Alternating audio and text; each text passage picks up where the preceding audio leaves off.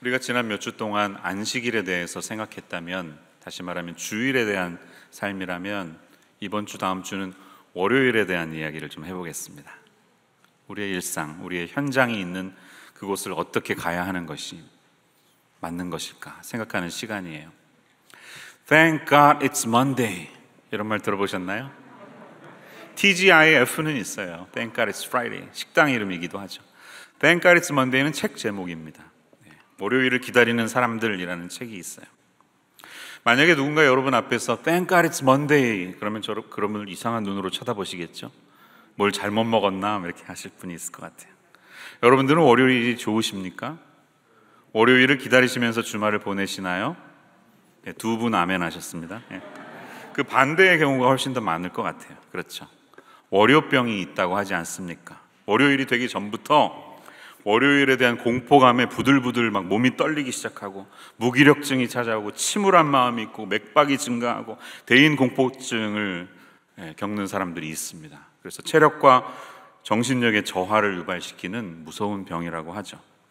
특히 월요일 아침에 침대에서 일어날 때 제일 심각한 증세를 보이며, 비가 오거나 눈이 오면 그 증상이 더욱 심각하게 나타난다고 합니다.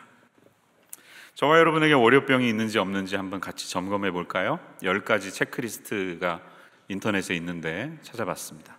여러분 마음으로 동그라미 해보세요. 아니면 엄지발가락으로 체크 한번 해보세요. 동그라미. 네. 1번, 일요일보다 토요일이 더 좋다. 2번, 일요일 저녁이 되면 몸살 기운이 돈다.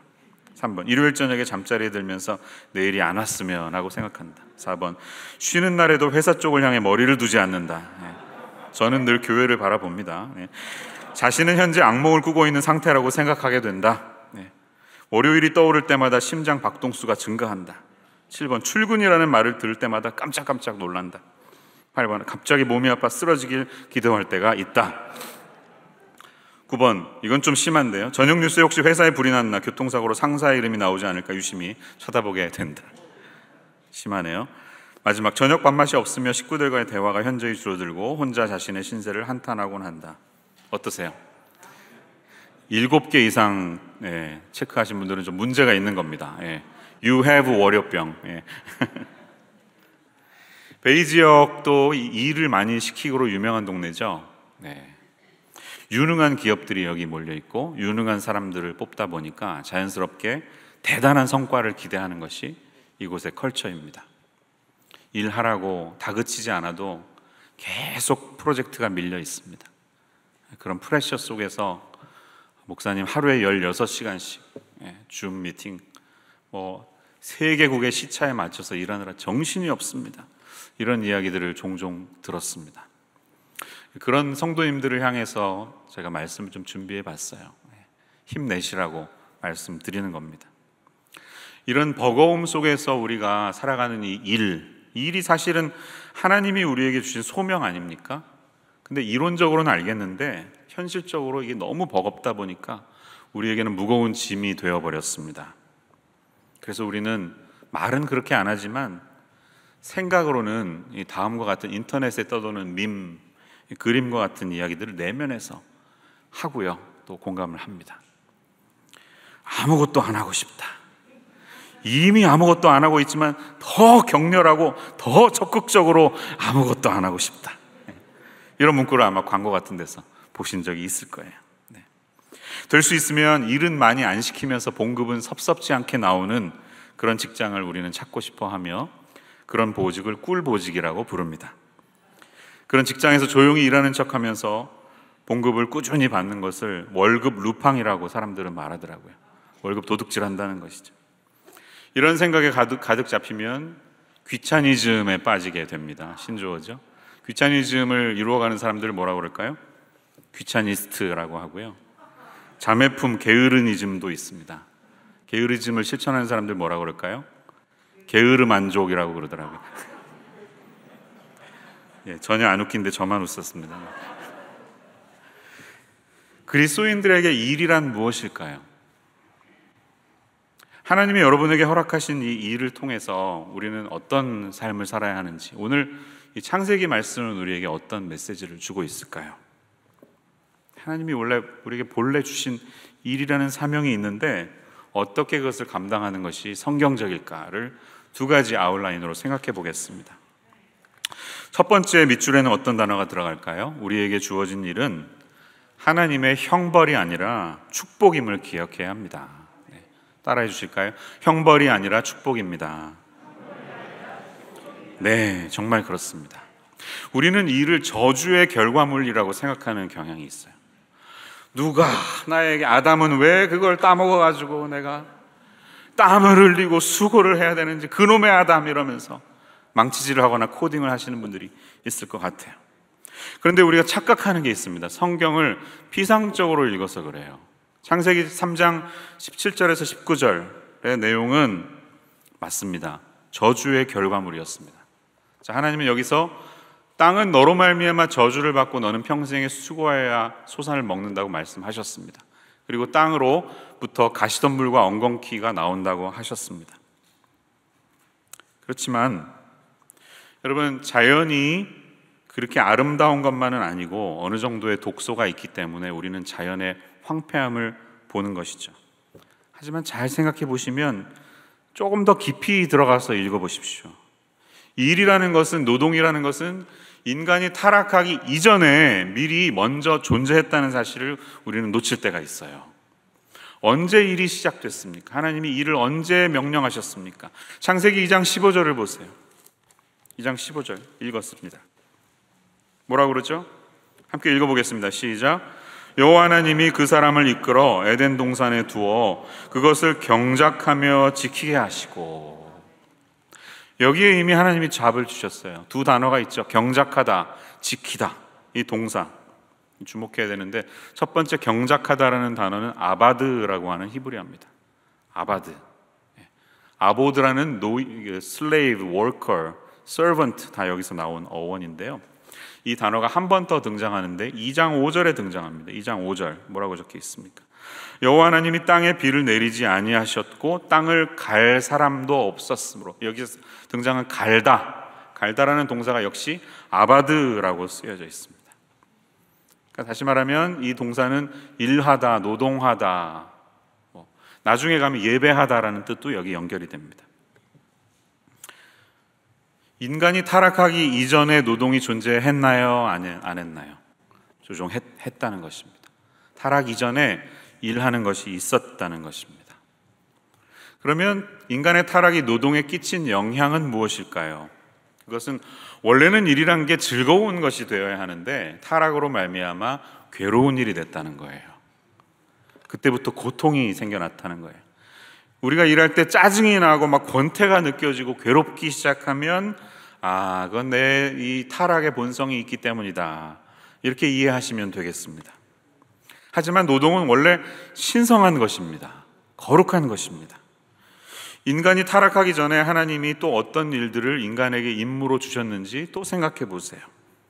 창세기 1장 26절에는 이런 말씀이 있죠. 쭉 하나님께서 우리의 형상을 따라 우리의 모양대로 우리가 사람을 만들고 명령하신 다음에 28절 보면 뭐라고 하시죠? 하나님이 그들에게 이르시되 생육하고 번성하여 땅에 충만하라, 땅을 정복하라, 모든 생물을 다스리라, 이렇게 말씀하십니다. 자, 다스리고 관리하는 일이 우리 인간에게 주어졌습니다. 헤드 매니저 같은 거죠. 세상을 다스리는 헤드 매니저를 우리에게 주셨다는 거예요. 얼마나 존귀한 일입니까? 또 2장 19절을 보면 아담에게 하나님이 뭔가를 하시는데요. 어떻게 하시죠? 아담이 무엇이라고 부르나 보시려고 그것들을 그에게로 이끌어 가시니 아담이 각 생물을 부르는 것이 곧 그 이름이 되었더라. 어떤 잡을 주신 거예요? 네이밍, 이름 짓는 일을 하게 하셨어요. 자, 이름 짓는 건 아무나 못합니다. 그렇죠? 누가 태어나면 아버지나 할아버지나 권위 있는 사람이 하는 것이에요. 왜? 존귀한 것이니까, 아너러블한 거니까. 근데 그 존귀한 것을 사람에게 하나님이 허락하셨다는 거예요. 이게 얼마나 영광스럽습니까? 우리가 타락하기 전에 이러한 멋지고 존귀하고 영광스러운 일들을 하나님이 우리에게 주셨다는 사실을 기억해야 합니다. 하지만 더 중요한 사실은 우리에게 주신 일은 근본적으로 하나님이 우리에게 주신 축복이라는 사실입니다. 이를 복되게 하시고 복으로 주셨다는 거예요. 자, 하나님이 일하라고 명령하시기에 앞서서 먼저 우리를 복되게 하신 말씀을 기억하세요. 1장 28절, 하나님이 그들에게 복을 주시며, 먼저 복을 주시고 그 다음에 이르시되 생육하고 번성하여 땅에 충만하라, 그 다음에 명령하신다는 것입니다. 그럼 이 말씀이 얼마나 존귀한지 생각하셔야 됩니다. 한 가지 더, 26절 보면 하나님이 우리의 형상을 따라 우리의 모양대로 우리가 사람을 만들고 이렇게 말씀합니다. 자, 우리가 하나님의 형상을 가진 사람들인데 이것이 무엇을 의미할까? 우리의 형상, 우리의 모양이 뭘까? 많은 분들이 그동안 궁금해 왔습니다. 여기에 대한 질문이 많이 있어요. 근데 이 말씀의 의미를 이해하는 출발점이 뭐냐면 그 다음에 어떤 말씀이 이어지는가를 보아야 하는 거예요. 연관성이 있어요. 다음에 뭐라고 그럽니까? 26절 후반부, 그들로 바다의 물고기와 하늘의 새와 가축과 온 땅과 땅에 기는 모든 것을 다스리게 하자, 이렇게 말씀했다는 것입니다. 이 두 말씀은 반드시 함께 이해가 되어야 합니다. 서로를 수식하는 관계에 있는 것입니다. 하나님을 닮고 하나님의 형상이 있다는 것은 다시 말하면 우리가 하나님처럼 이 땅을 다스리는 것을 의미한다는 겁니다. 하나님처럼 땅을 다스리는 것이 바로 하나님을 닮아가는 것입니다. 생각해 보세요. 창세기 1장에서 하나님이 하신 게 뭔가요? 하늘과 땅과 산과 바다와 온 숨쉬는 모든 것들을 창조하셨는데 그게 일이었어요. 일. 하나님 일하신 거예요. 하나님은 창세기 1장에서 일꾼으로 묘사되고 있습니다. 그런 것처럼 하나님도 우리도 똑같이 일꾼으로 만드셨다는 거예요. 하나님이 일꾼이시기 때문에 우리도 일꾼으로 부르셨다는 겁니다. 이 구절에 감동을 받은 사람 중에 종교개혁자 츠빙글리라는 스위스의 사람이 있었어요. 츠빙글리가 이렇게 말했습니다. 일꾼만큼이나 하나님을 닮은 것은 이 우주에는 없다, 이렇게 말했습니다. 종교개혁이 일어나고 나서 마틴 루터가 불일 듯이 일어났던 중요한 사상이 바로 일이 성스러운 것이라는 것, 하나님이 우리에게 복되게 하신 이 일이 소중하다는 것을 일으켜 세웠을 때 종교개혁과 함께 산업혁명으로 이어지는 밑거름이 되었다, 이렇게 많은 학자들은 본다는 것이죠. 일하는 사람, 일꾼은 하나님의 형상과 하나님의 성품을 닮은 사람이라는 말입니다. 그러니까 우리가 일할 수 있다는 것은 저주가 아니라 하나님이 주신 축복이라는 사실이에요. 일을 통해서 우리는 우리의 자아를 실현해 나갑니다. 가족을 부양하고 생계를 꾸려 나갑니다. 일의 결과로 우리의 인생은 조금 더 풍성해질 수 있습니다. 여가를 누리고 여행을 다니면서 맛있는 것을 먹을 수 있습니다. 하지만 그리스도인들의 노동과는 거기에서 끝나면 안 됩니다. 그것보다 더 넘어서는 무엇인가가 있습니다. 그게 뭘까요? 노동은 우리 자신을 복되게 할 뿐만이 아니라 우리의 이웃들을 복되게 한다는 사실을 우리는 기억해야 돼요. 다시 말해서 내가 노동을 해서 본 결과로 나 자신만을 채우는 것이 아니라 우리의 이웃들을 복되게 하는 데까지 나아가야 하는 것입니다. 이게 성경이 우리에게 말하는 것이에요. 그래서 에베소서 4장 28절에는 이런 말씀이 있어요. 도둑질하는 자는 다시 도둑질하지 말고 돌이켜 가난한 자에게 구제할 수 있도록 자기 손으로 수고하여 선한 일을 하라, 이렇게 말합니다. 에베소 교회에 편지를 썼는데 전직이 절도범이신 분이 있었나 봐요. 바울이 그분을 떠올리고 이제 도둑질 그만하세요, 예수 믿었으니까 하면서 미션을 하나 더 주세요. 그게 뭐예요? 여러분이 돈 버는 것은 그런 일이 아니라 그것을 통해 가난한 사람을 구제하는 것, 소외된 곳을 돌보는 것, 목마른 자들에게 그들을 채워주는 것, 이것이 당신의 일의 목적이 되어야 합니다. 이렇게 더 뭔가 넘어서는 더 큰 비전을 주고 있다는 사실이죠. 이게 얼마나 아름다운 것입니까? 이에 관한 더 구체적인 것은 제가 3월 6일 날 주일 설교하면서 Unto Christ, 죽게 하듯 하라, 거기에서 설명드린 적이 있습니다. 그 설교를 참고하시기 바랍니다. 성경은 내 손으로 수고하는 목적이 바로 가난한 사람들을 구제하기 위함이라고 말씀하고 있습니다. 저와 여러분에게도 이 소망이 있으시기를 축원합니다. 축원합니다.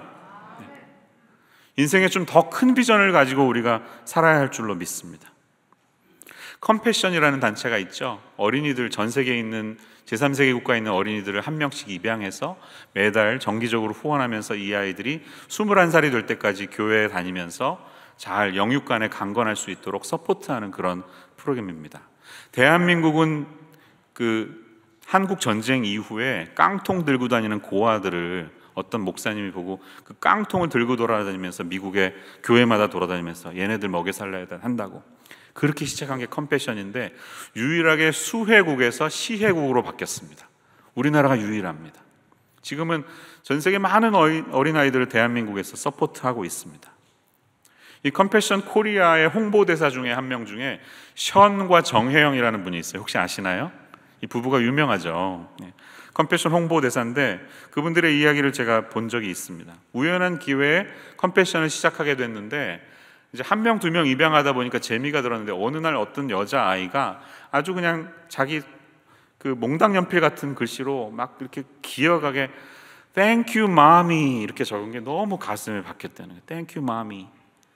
그게 마음에 다가와서 야, 우리 이렇게 하지 말고 기왕이면 많이 하자. 그래서 그 전까지는 자기 집을 마련하는 꿈을 가지고 살았는데 그렇게 하지 말고 100명의 어린이를 후원하자, 이렇게 목표를 가졌다고 합니다.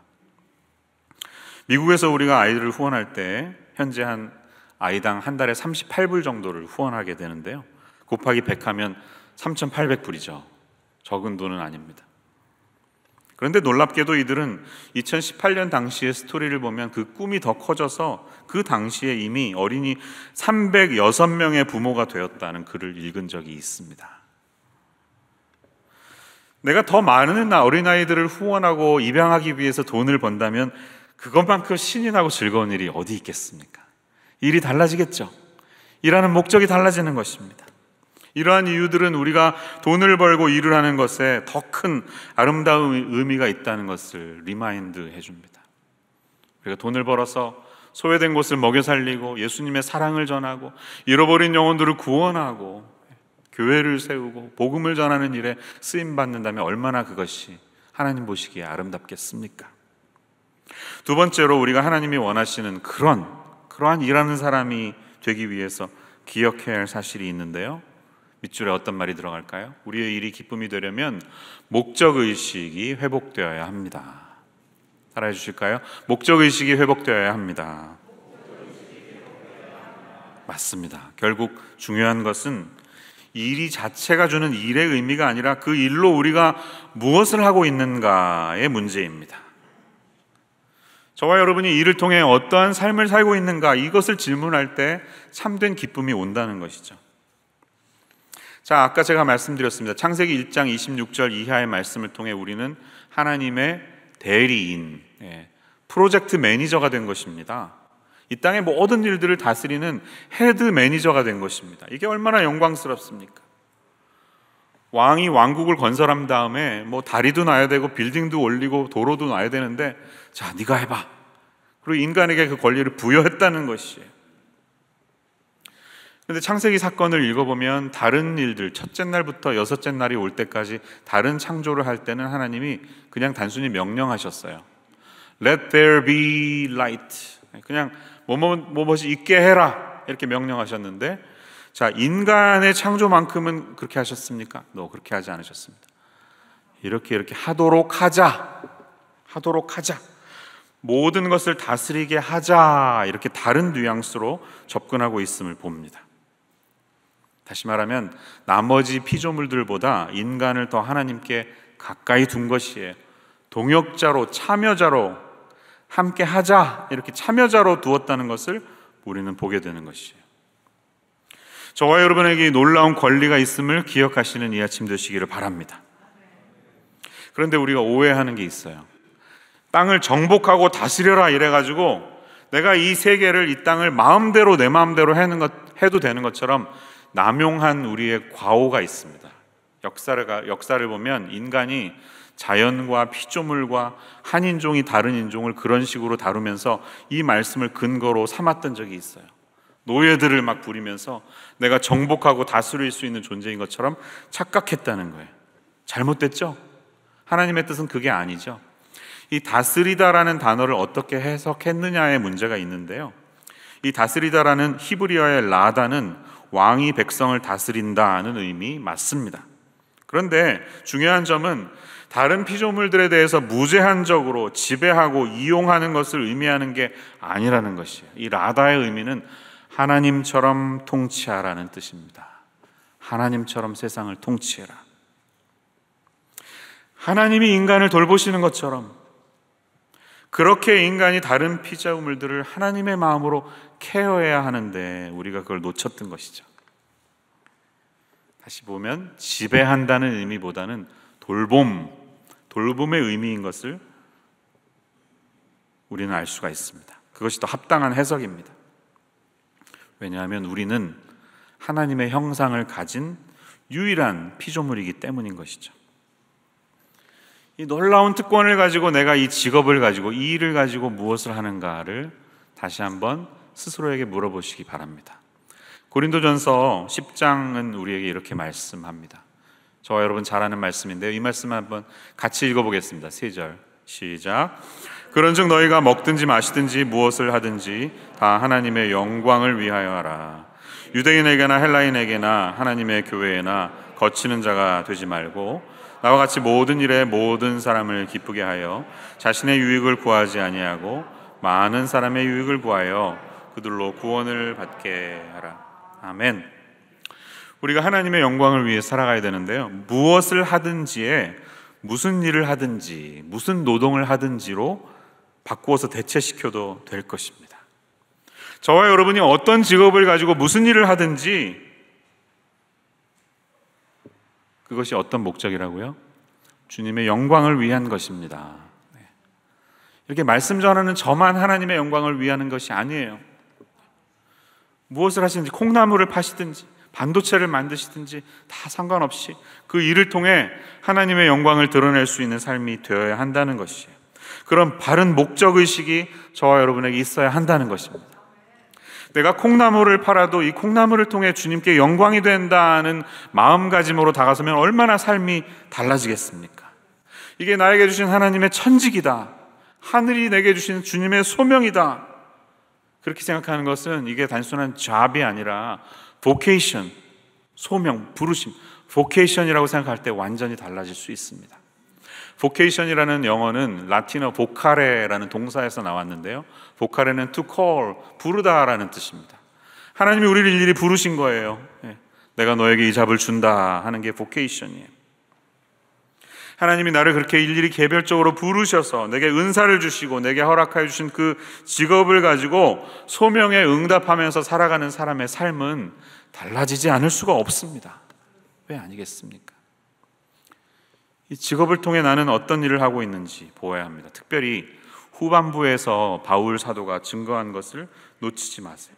나의 유익을 구하지 않고 많은 사람의 유익을 구하게 하게 하심이라. 이 말씀이 하나님의 영광이 되는 삶인 것입니다. 미국이 60년대에 우주 개발에 박차를 기했던 적이 있죠. 존 F 케네디 대통령이 시작했다가 린든 존슨 대통령이 물려받았습니다. 63년 11월 22일부터 69년 1월까지 재직했던 린든 존슨, 그날을 제가 왜 기억하나요? 대통령이 암살되자마자 비행기에서 선서하면서 바로 대통령이 됐죠. 그 여러 해 동안 그는 나사, 미국 항공우주국을 여러 차례 방문했다고 합니다. 근데 건물에 들어가는 입구에 보니까 어떤 청소부가 혼신의 힘을 다해서, 그런데 굉장히 즐겁게 휘파람을 부르면서 청소를 하고 있었대요. 대통령이 그에게 무슨 일을 하냐고 물었습니다. 그러자 그 사람이 저는 인간을 달에 보내는 일을 하고 있습니다, 이렇게 말했다고 합니다. 그 청소부는 우주선에 탈 사람도 아니었고 개발에 참여하는 기술자도 아니었고 비록 일개 청소부에 불과했지만 나사의 구성원임은 틀림없었기 때문에 자부심을 가지고 그렇게 자신 있게 대답을 한 것입니다. 대통령은 그 사람의 그 대답을 듣고 감동을 받아서 이 우주선 개발은 반드시 이루어진다는 확신을 가졌다고 합니다. 그로부터 얼마 지나지 않아서 몇 번의 실패의 끝에 69년 7월 20일 아폴로 11호가 달 표면에 착륙하게 되었고 닐 암스트롱이 달에 첫 발을 내딛게 되죠. 거기에는 나사의 일개 청소부에 불과했던 그 한 사람들의 노력과 땀이 배어 있었기 때문입니다. 중세에 어떤 성당을 짓는 일이 있었는데요, 그 프로젝트를 3명의 인부가 열심히 일하고 있었습니다. 그 3명의 인부를 만난 지나가는 여행자가 그들에게 물었습니다. 아저씨, 거기서 뭐 하시는 건가요? 3명이 각기 대답하는데 첫 번째 인부가 말합니다. 보면 몰라요, 돈 벌고 있슈. 두 번째 인부도 대답합니다. 보면 몰라요. 돌 깎고 있습니다. 그런데 세 번째 인부는 이렇게 말했습니다. 저는 하나님이 시켜서 하나님의 집을 짓고 있습니다. 같은 작업 현장에서 똑같이 땀을 흘리면서 일하고 있지만 이 세 사람의 태도는 너무나 달랐던 것이죠. 자신의 소명을 발견하고 일했던 세 번째 인부의 자세는 얼마나 신이 나고 달랐을까요? 우리가 한평생 행복하고 즐겁게 일하는 방법은 이 소명 가운데서 일하는 것임을 기억하시기를 바랍니다. 여러분, 우리가 하나님이 허락해 주신 이 직업을 가지고 일할 때 기쁘게 하시려면 목적의식이 있어야 된다고 말씀드렸는데요, 그것은 우리의 유익만이 아니라 다른 사람의 유익을 구할 때 우리는 더 기쁘게 할 수 있음을 믿으시기를 바랍니다. 그런데 하나님이 어떻게 일하셨는가를 잘 생각할 때 더 큰 기쁨이 나옵니다. 자, 1장 26절 다시 보세요. 이 의미를 좀 보겠습니다. 하나님이 우리의 형상을 따라 우리의 모양대로 우리가 사람을 만들고, 이 부분을 해석하는 여러 이야기들이 있습니다. 장엄 복수, plural majesty라고 해석하는 분들도 있고요. 여러 문법적인 해석이 가능하지만 제일 자연스러운 해석은 삼위일체의 하나님이다라고 보는 것입니다. 이 창조의 사건에 한 분 하나님이 일하신 게 아니라 삼위일체 하나님이 함께 일하셨다고 보는 해석이 제일 자연스럽습니다. 삼위일체의 성품을 생각해 보십시오. 삼위일체는 어떻습니까? 상호 교제가 있습니다. 상호 교통합니다. 상호 의존합니다. interdependency. 한 사람이 뚜렷이 튀지 않고 서로 의존하는 관계가 바로 삼위일체예요. 이 창조라는 놀라운 사건에, 인간을 만드는 이 놀라운 사건에 하나님이 창조주 삼위일체 하나님이 그렇게 일하셨다는 거예요. 자, 그렇다면 우리가 일하는 일에도 하나님의 성품과 하나님의 향기가 묻어나야 하지 않겠습니까? 우리가 일할 때 하나님처럼 일하고, 하나님처럼 함께 일하고, 함께 교제하고, 함께 의존하면서 그렇게 하는 것이 즐겁게 일하는 것의 비결이 아닐까요? 한번 여러분 스스로에게 물어보십시오. 나는 왜 이토록 스트레스 아웃돼 있는가? 나는 왜 이렇게 짜증이 나는가? 왜 옆에 동료들을 보면 이렇게 화가 나는가? 그랬을 때 그것은 나를 위한, 그 목적이 나를 위한 것일 때가 있습니다. 이 사람들이 열심히 해야지 내가 맡겨진 데드라인을 맞추면서 궁극적으로 프로모션에 가는 또 다른 성과를 이루어내는데 성과에 따라오지 않는 사람들을 보면서 우리는 분노하는 것이죠. 그런데 우리의 일은 타인과의 경쟁에서 승자가 되는 것이 목적이 아니라 일 자체를 통해 흘러나오는 관계의 행복과 즐거움을 보면서 하는 것이 되어야 한다는 사실이에요. 하나님이 이렇게 일하셨듯이 우리도 그렇게 일해야 하는 줄로 믿습니다. 어떤 책에서 읽었던 예화가 떠오릅니다. 멕시코 시티의 대형 시장에 그늘진 한 구석에 포타나모라고 불리우는 한 인디언이 장사를 하고 있었습니다. 그 노인 앞에는 양파 20줄이 걸려 있었습니다. 시카고에서 온 관광객 미국인 한 명이 지나가다가 그 노인에게 다가와서 묻습니다. 할아버지, 양파 한 줄에 얼마인가요? 10센트입니다. 포타나모는 말합니다. 두 줄에는요? 20센트죠. 그럼 세 줄은요? 30센트죠. 그러자 말합니다. 아니, 별로 깎아주시는 게 없네요. 세 줄에 25센트는 어떻습니까? 그러니까 아니요, 절대로 그렇게 못합니다. 단호하게 말합니다. 아니, 왜요? 왜 못 파신다는 거죠? 지금 양파 팔러 나오신 게 아닙니까? 라고 미국인이 묻습니다. 그러자 이 노인이 대답합니다. 아니요, 나는 지금 인생을 살러 여기 나와 있는 것이요, 나는 이 시장을 사랑한다오. 북적대는 사람들을 사랑하고, 서라피, 멕시코 사람들이 이렇게 어깨에 뒤집어 쓰는 전통 의상이죠. 서라피를 사랑한다오. 햇빛을 사랑하고 흔들리는 종려나무를 사랑한다. 베드로와 루이스가 다가와서 나에게 자기들의 아이들과 농사 짓는 이야기를 하는 것을 사랑한다. 친구들 보는 것을 사랑한다. 그것이 내 삶이요. 바로 그걸 위해 하루 종일 나는 여기 앉아서 양파 20줄을 파는 것이요. 한 사람한테 몽땅 팔면 내 하루는 그것으로 끝이요. 사랑하는 내 삶을 잃어버리는 것이요. 난 그렇게는 할 수 없다오.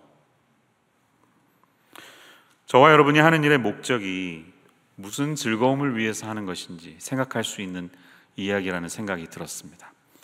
전도서 3장 22절은 우리에게 자기 일에 즐거워하는 것보다 더 나은 것이 이 세상에 없다는 말씀을 하고 있습니다.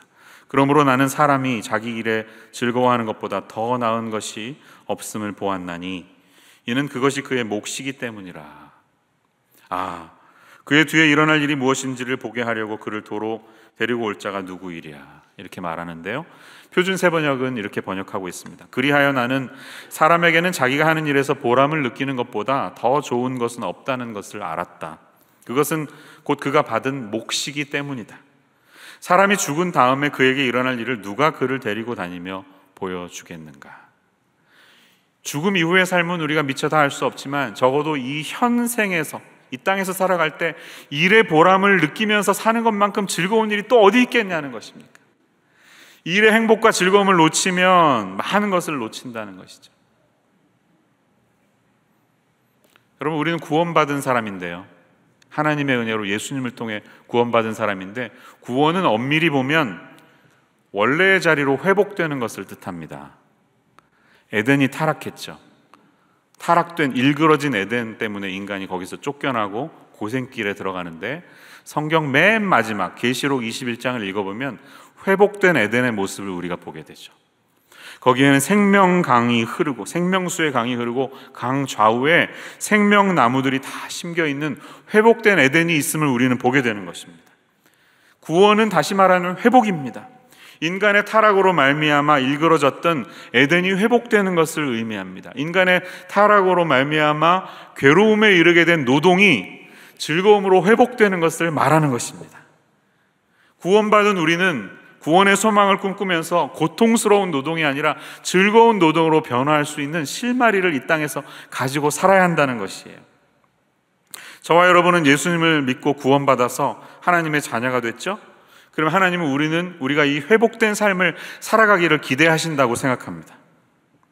하나님의 뜻을 따라서 가장 위대한 사명, 소명을 마치셨던 예수님, 우리의 영원한 모델이 되시는 예수님은 어떠한 마음으로 사셨을까를 묵상해 봅니다. 안식일에 병자를 고쳤던 일을 가지고 비난하는 유대인들이 있었어요. 38년 동안 병자였던 그 베데스다 연못에 있는 사람에게 일부러 다가가셔서 안식일에 고쳤을 때 예수님은 코너에 몰리고 비난받을 일을 하신 거예요. 그들은 율법적으로 안식일을 지켰으니까. 근데 그들 앞에서 예수님이 요한복음 5장 17절 보면 이렇게 답하시죠. 예수께서 그들에게 이르시되 내 아버지께서 일하시니 이제까지 일하시니 나도 일한다. 이렇게 말씀합니다. 예수님은 늘 하나님께 시선을 두는 것을 놓치지 않았습니다. 주님이 알고 있는 하나님은 항상 일하고 계신 하나님이에요. 항상 우리를 위해서 이 땅이 주님의 뜻 가운데 돌아갈 수 있도록 일하고 계신 하나님이심을 기억하면서 채널을 항상 그분에게 고정하셨던 것입니다. 나를 바라보시는 하나님이 일하고 계시니까, 그러니까 나도 당연히 일해야지. 안식일이 사람을 위해서 있는 것이지 사람이 안식일을 위해 있느냐라고 물으시면서 그 금기를 깨면서 기억고 회복하시고 온전케 하시는 일을 감당하시는 예수님을 생각해 보세요. 저는 예수님이 공생애를 시작하시기 전 30년의 삶도 백수로 빈둥거리면서 살지 않았다고 생각합니다. 아버지의 직업을 이어받아서 목수로 사셨을 때 어떻게 목수 일을 하셨을까 묵상해 보면요, 막 찡그리면서 짜증나 이렇게 망치질 하지 않으셨을 것 같아요. 어떻게 하셨겠습니까? 행복한 목수, 행복한 엔지니어로 일하시지 않았을까요? 행복하게 코딩하지 않으셨을까요? 왜냐하면 그 30년의 육체적인 노동이 그분에게 즐거운 일이었기 때문에 이어지는 나머지 3년 반의 공생애 역시 즐거운 일이 되었기 때문입니다. 30년 동안의 육체적인 노동을 통해 준비시키셨기 때문에 이어지는 공생애도 기쁘게, 때로는 하루 종일 사람들이 찾아오고 새벽에도 기도하러 산에 올라가셔야 되고 쉴 틈이 없으시기도 했지만 기꺼이 하실 수 있던 이유는 30년 동안 준비된 삶이 있었기 때문이라고 생각합니다. 무엇보다 영적인 노동, 우리의 인간의 죄악을 뒤집어 써야 하는 십자가를 져야 하는 그 무거운 소명 앞에서도 주님은 기꺼이 즐겁게 가셨다. 성경은 이렇게 우리에게 증거합니다. 히브리서 12장 2절 말씀, 믿음의 주요 또 온전하게 하시는 이인 예수를 바라보자. 그는 그 앞에 있는 기쁨을 위하여 십자가를 참사 부끄러움을 개의치 아니하시더니 라고 말합니다. 여러분, 우리를 구원하신 예수님께서 십자가를 참으셨던 이유가 뭐라고요? 그 앞에 있는 기쁨이 있었기 때문입니다. 이 기쁨은 무엇을 의미할까요? 과거에, 그리고 십자가를 지는 현재, 그리고 장래에 태어날 저와 여러분 같은 사람들의 얼굴을 떠올리시지 않았을까요? 하나님, 내가 이 무거운, 영적으로 무거운 십자가를 지지만 기꺼이 이것을 감당할 수 있는 것은 이 이후에 찾아올 구원받은 하나님의 자녀들의 얼굴을 떠올리기 때문입니다. 그렇게 상상하시면서 기꺼이 십자가를 지셨다는 말입니다. 그러니까 그분이 감당하셨던 그 기쁨 때문에 하나님의 자녀가 된 저와 여러분이 우리에게 주어진 현재의 일을 어떻게 감당해야 하겠습니까? 우리도 예수님과 같이 그분을 따라서 그분처럼 그 앞에 있는 기쁨을 위하여, 우리에게 주어질 영광의 면류관을 위하여 성실하면서도 즐겁게 일해야 하지 않겠습니까? 기도하겠습니다. 하나님 아버지, 주님 앞에 있는 그 앞에 즐거움을, 그 기쁨을 위하여 십자가를 기꺼이 참으신 예수님을 묵상하는 저희들의 삶이 되게 하여 주시옵소서. 우리의 일상이 타락으로 말미암은 저주가 아니라, 저주가 있기 전에 하나님이 우리에게 주신 위대한 소명임을 기억하며 이 땅을 잘 다스리고 지키고 보호하는 일에 사용되는 저희의 삶이 되기를 원합니다. 우리 자신의 유익을 위하여만 살아가는 직업이 아니라 우리의 직업을 통해서 많은 이들을 유익하게 하고 더 많은 이들을 먹여 살리는 그런 영적으로 육적으로 위대한 믿음의 백성들 되게 하여 주시옵소서. 우리 임마누엘 교회에 속한 한 분 한 분이 이 일의 온전한 의미를 되찾고 하나님 주신 소명을 회복하는 이 시간이 될 수 있도록 우리를 인도하여 주시기를 원하며 예수님의 이름으로 기도합니다.